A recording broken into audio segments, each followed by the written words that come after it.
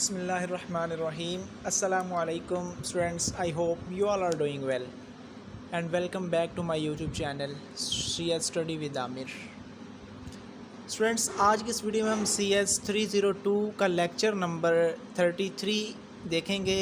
Lecture number 32 तक हमने कर लिए थे और ये लेक्चर सॉरी टू से कि मैं ज़रा लेट लेक्चर्स मैंने रिकॉर्ड लेट किए हैं, लेकिन आप फिक्र ना करें, इंशाल्लाह अब मैं लेक्चर एक दिन में 3-3 4-4 लेक्चर इंशाल्लाह अपलोड करके आपकी तैयारी। और एक बात याद रखें, आप जो हमारी चीज़ें रह गई हैं, बहुत थोड़ी सी चीज़ें रह गई हैं, ठीक है। लेक्चर नंबर 39 तक जो हैं वो बहुत थोड़ी सी चीज़ें हैं इंपॉर्टेंट, वही हमने सिर्फ करनी है। उसके बाद 39 या 40 लेक्चर से तकरीबन मेमोरी का जो सेशन है हमारा वो स्टार्ट हो रहा है, ठीक है। और फाइनल टर्म के शॉर्ट नोट्स भी इम्पोर्टेंट टॉपिक्स CS 302 आप ना यूट्यूब पे सर्च करें CS 302 important topics by Aamir for final term, ठीक है, तो आपको मिल जाएंगे। उसमें मैंने कोर्स को 3 हिस्सों में डिवाइड किया हुआ है, तो उस हिसाब से हमारा ये 2-3 लेक्चर में ये मैं 39 तक इंशाल्लाह कवर करूँगा। उसके बाद मेमोरी का जो है हमारा वो स्टार्ट हो जाएगा, तो इंशाल्लाह बहुत ही आपको शॉर्ट टाइम में तैयारी इसकी करवाऊँगा। और इसलिए मैंने ज़रा ना अल्लाह पाक की रहमत से और आप लोगों की दुआओं से मुझे बहुत अच्छी एक जॉब मिल गई है, ठीक है, जिस वजह से मेरी वो ट्रेनिंग चल रही थी ज़रा, तो लेक्चर ज़रा लेट हो गए हैं। तो इंशाल्लाह शॉर्ट नोट्स वगैरह हर चीज़ आपको मैं दूंगा, आपने फ़िक्र नहीं करना, ठीक है। अच्छा जी, तो लेसन नंबर 33, इसमें स्टेट असाइनमेंट, ये आपने स्टेट असाइनमेंट की डेफिनेशन जस्ट देखनी है, ख़ुद ही से करनी है आपने, ठीक है, और इसमें से कुछ नहीं करना।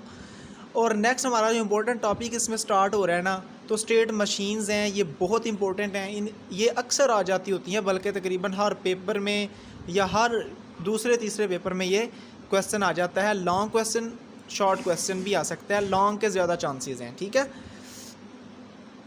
जी। तो ये स्टेट मशीन्स जो हैं इनकी डायग्राम्स आ जाती हैं, ठीक है।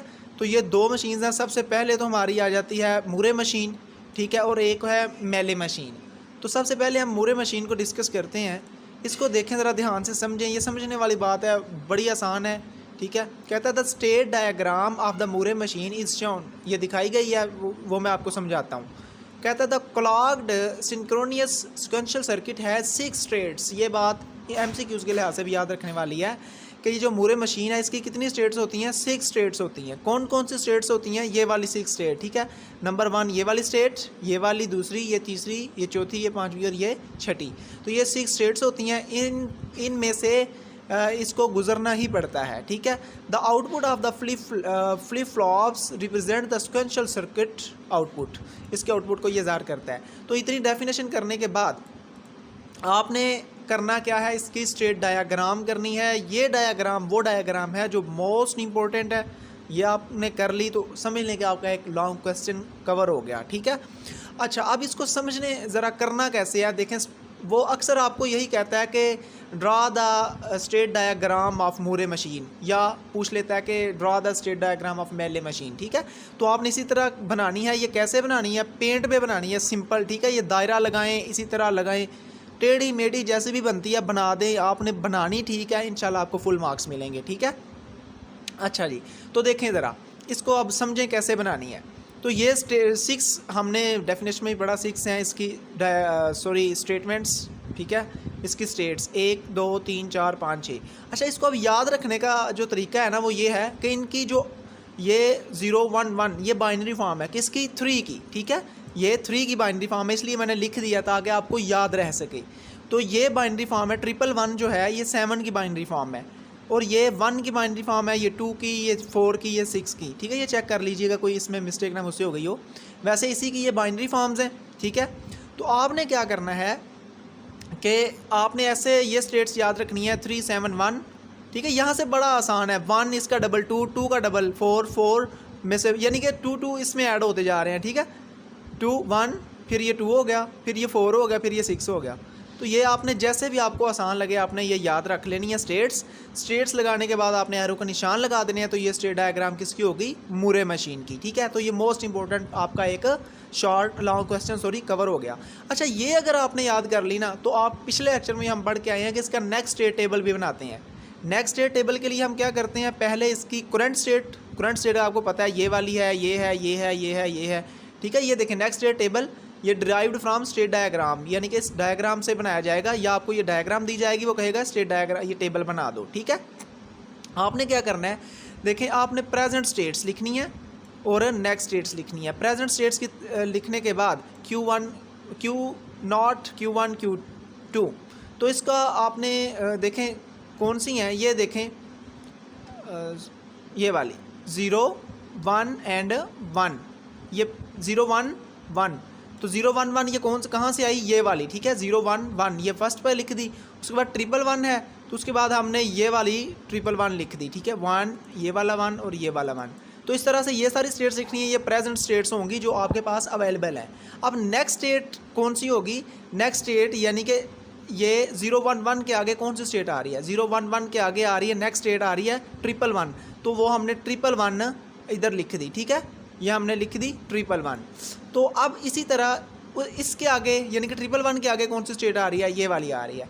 यानी कि आपको आसान अल्फाज में बताऊं तो ये जो दूसरी लाइन है इसकी फ़र्स्ट लाइन होगी, ठीक है।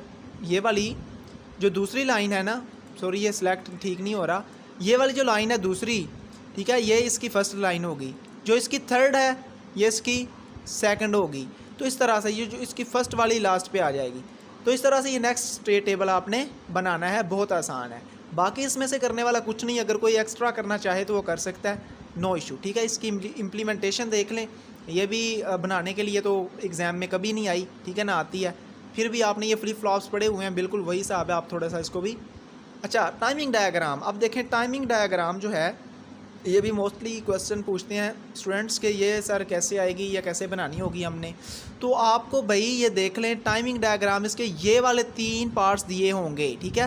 क्लॉक इनपुट दिया होगा, ये आउटपुट दिया होगा, आपको फाइनल बता देगा कि ये वाला आउटपुट बता दो, या वो आपको टाइमिंग डायग्राम ही दे देगा और पूछेगा कि ये किसकी टाइमिंग डायग्राम है, ठीक है। तो ये मूरे मशीन की है। बनानी कैसे है, बिल्कुल वैसे जैसे हमने ऊपर टेबल से देख के, ठीक है। तो आपको पता है ऊपर वाला किधर गया, सॉरी, ये आपको पता है जो ऊपर 1 होता है नीचे 0 होता है, ये 1 है ये 0 है, तो 1 0 1 0 1 0, उसके बाद फिर 3 टाइम 0 3 टाइम 1 फिर 2 टाइम 1। तो इस तरह से यानी कि टेबल से देख के आपने बना लेनी है। मेरे ख्याल से ये आपको समझाने की अब ज़रूरत नहीं इसमें, ठीक है। तो ये 2 चीज़ें ये थी, और दूसरी अब हमारे पास आ जाती है मेले मशीन या मेले मशीन, ठीक है। तो इसकी स्टेट डायग्राम जो है वो भी आपने बिल्कुल वैसे ही है, थोड़ा सा डिफरेंस है इसमें। आपने बस ये देखें, कहता है कि Moore machine is described as a Mealy machine. अच्छा, यहाँ से the output of the Mealy machine, इसका आउटपुट किस पे डिपेंड करता है, देखें ज़रा, depends upon the present state at the input, ठीक है। प्रेजेंट स्टेट जो होगी उस पे इसका आउटपुट डिपेंड करेगा। The state diagram shows the 6 states, इसकी भी 6 स्टेट्स होती हैं, लेकिन फ़र्क इसमें यह आ जाता है कि इसमें जो इनपुट है वो 0 भी हो सकता है और 1 भी हो सकता है, वो मैं आपको उससे समझाता हूँ, ठीक है, डायग्राम से। ये जस्ट आपने इसको रीड करना है। देखें ये रट्टा लगाने की ज़रूरत नहीं, इसको रीड करें। टाइमिंग डायग्राम, सॉरी, जो मैं आपको डायग्राम समझाऊंगा वो डायग्राम आप समझें तो ये वही चीज़ है।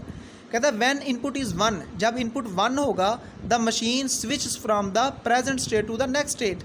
जब इनपुट 1 होगा ना तो मशीन क्या करेगी, एक स्टेट से दूसरी स्टेट में चली जाएगी, और जब इनपुट 0 होगा तो वो उसी स्टेट पर रह जाएगी। तो ये बात है, ठीक है। अब ये हम इम्प्लीमेंट करके देखते हैं। ये देखें जिसकी स्टेट डायग्राम मोस्ट इंपॉर्टेंट, ठीक है। देखें इसकी भी 6 स्टेट्स हैं, कौन कौन सी, इसको नाम दे दिया ABCDEF, ठीक है, वही 6 स्टेट्स हैं। और ये देखें ज़रा, ये 1 1 1, ठीक है, 0 0 1, तो ये वही चीज़ें आ रही हैं जो ऊपर हमने करके आए हुए हैं, ठीक है। अब देखें ये वाला इनपुट है और ये वाला आउटपुट है। फर्स्ट वाला इनपुट होगा 1 और दूसरे ये 3 जो 1 है ये क्या है, होगा आउटपुट। अब चीज़ समझनी जो है वो ये है, इस तरह की चीज़ हम पीछे भी समझ के आए हैं कि अगर A पे हम इनपुट 1 देते हैं तो ट्रांजैक्शन क्या होती है हमारी, ठीक है। देखें A पे इनपुट 1 दी तो ये नेक्स्ट स्टेट में चला गया, यानी कि B में चला गया। 1 1 1 क्या है, B है, ठीक है, ये 1 1 1 B पे है। अब इस बात को समझें, ये मैं आपको ना इधर समझाता हूँ ज़रा।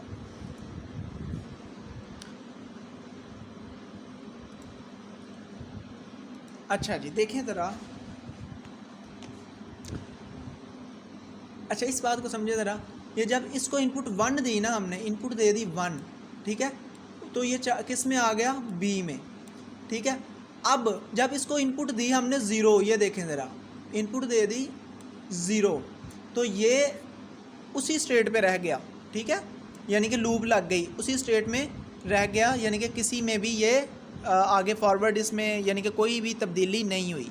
तो यही बात हमने डेफिनेशन में पढ़ी थी जब 1 होता है। अब बी को जब हमने 1 दी, ये वाली, ये देखें ये 1 दे रहे हैं, ठीक है, 1 इनपुट दी तो ये आ गया सी में, ठीक है, और सी इसी तरह इसको जब 0 दी तो ये इसी पे रह गया, ठीक है, ये वाली स्टेट है। तो आउटपुट इसमें क्या आ रहा है, 1 1 1, ठीक है, इसी तरह, यानी कि ये 0 जो साथ लिखा हुआ है ना, ये वाला 0,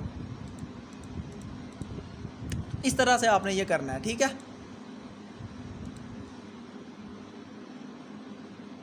अच्छा जी, तो अब आई होप कि आपको समझ आ गई होगी कि ये 0 पे इसको अगर इनपुट 0 दें तो ये अपनी स्टेट पे रह जाता है, सिंपल सी बात, और अगर इसको इनपुट 1 दें तो ये अगली स्टेट पे चला जाता है। इसी तरह बी को 0 दें तो इसी पे रहेगा, और 1 देंगे तो इसी पे आएगा। सी को 1 देंगे इनपुट, ये देखें 1 इनपुट दी तो ये बी पे आ गया।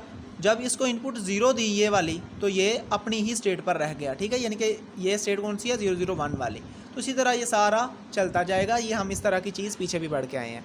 अब इसका नेक्स्ट स्टेट कैसे बनेगा टेबल, नेक्स्ट स्टेट टेबल में एक तो प्रेजेंट स्टेट होगी, प्रेजेंट स्टेट इसकी है ABCDEF, ठीक है, ये देखें अभी हमने देख के आए, उसी से देख के बनेगा। अब नेक्स्ट स्टेट इसकी 2 सिचुएशंस में होगी, एक तो जब x 0 है, ठीक है, और एक जब x 1 है, यानी कि इनपुट जब 0 दी तो एक इस पे गया, टेबल से आप ऊपर इससे भी देख सकते हैं, ये देखें ज़रा, ए को इनपुट 0 दी तो ये ए पे ही रह गया, ठीक है, ये देखें ज़रा, ए को इनपुट दी 0 तो ये रह गया किस पे, ए पे ही, और जब 1 दी तो ये बी पे चला गया। ये देखें ए को ये 1 दी, ठीक है, तो जब 1 इनपुट दी तो ये किस पे चला गया, बी पे चला गया, ठीक है। इसी तरह ये सारे बनने हैं, और आउटपुट इस पे क्या जनरेट हुआ, 0 पे आउटपुट ये जनरेट हुआ, ये देखें ज़रा, ये 0 था, इस पे आउटपुट क्या जनरेट हुआ, 0 1 1, तो ये हमने इधर लिख दिया 0 1 1, ठीक है।